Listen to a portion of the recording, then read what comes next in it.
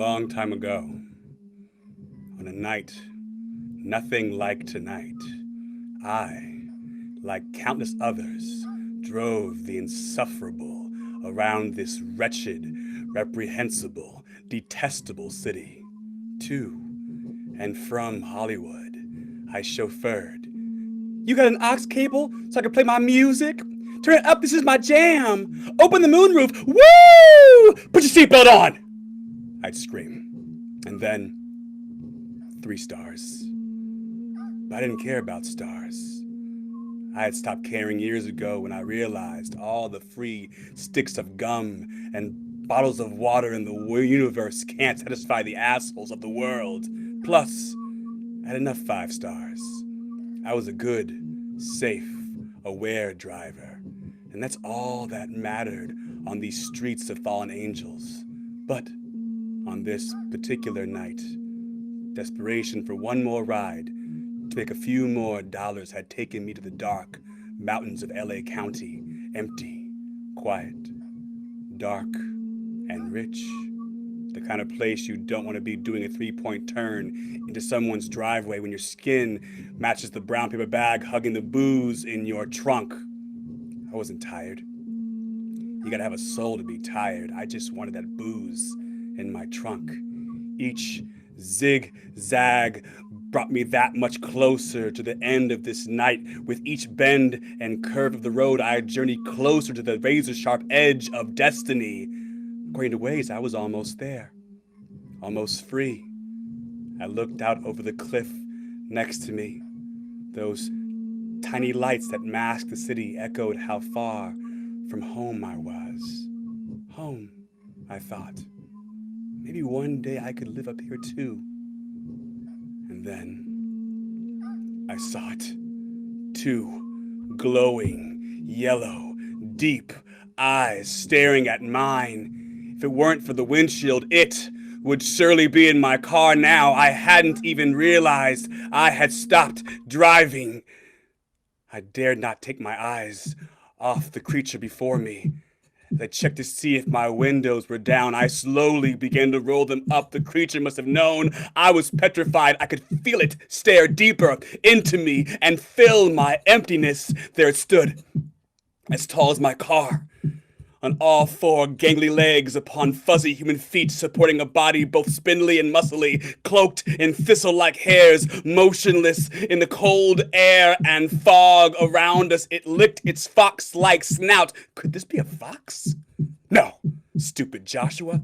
Foxes don't stand 5 feet tall. Its ears were large and bat-like above its darkly cloaked, mangly head, and there we were, still, for minutes, holding my breath.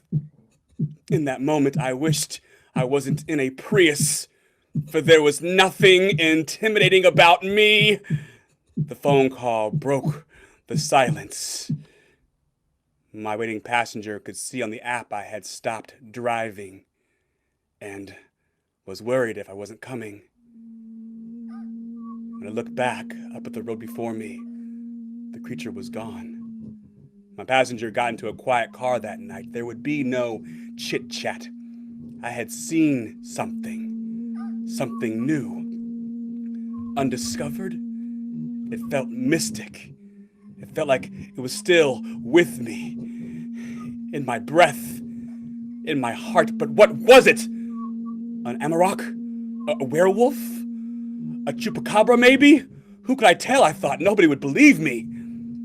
A week later, fate took me to the same mountain. Fate and capitalism. 1 more dollar, 1 more ride, but this time I wasn't dropping someone off. But I was dropping someone off. He was in my car already. Me and him mindlessly engaging in jibber-jabber. Unaware.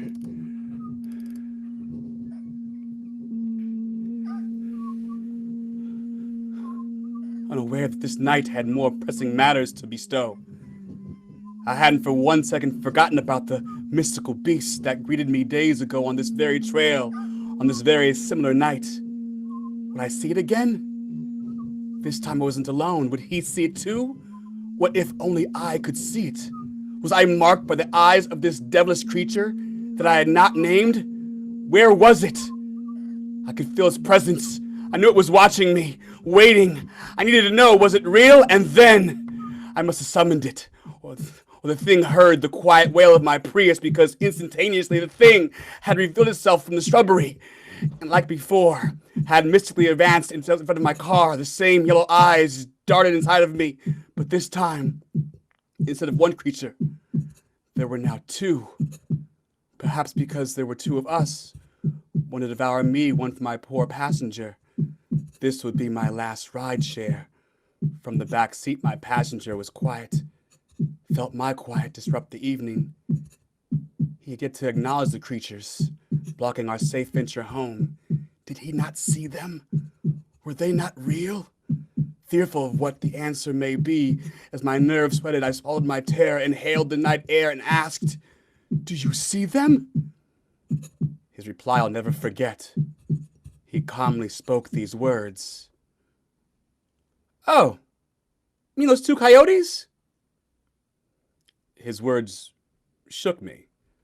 I quickly began searching my files of my memory to find a picture of a coyote, and I couldn't find one. The only image I had was of Wile E. Coyote, who chased the Roadrunner.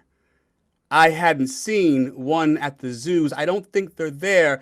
They never ran through my neighborhoods or campsites. In schools, there were no pictures of coyotes on our walls. Nobody's favorite animal is the coyote, so there were no student presentations on coyotes. Out of all the fauna that occupied the space of my mind, not one was coyote. I had never really seen an actual coyote. I did not know what one actually looked like. I had missed the bus on Coyote. And on this dark night of terror and confusion, I realized that as a grown man, my Los Angeles Unified School District public education had failed me again!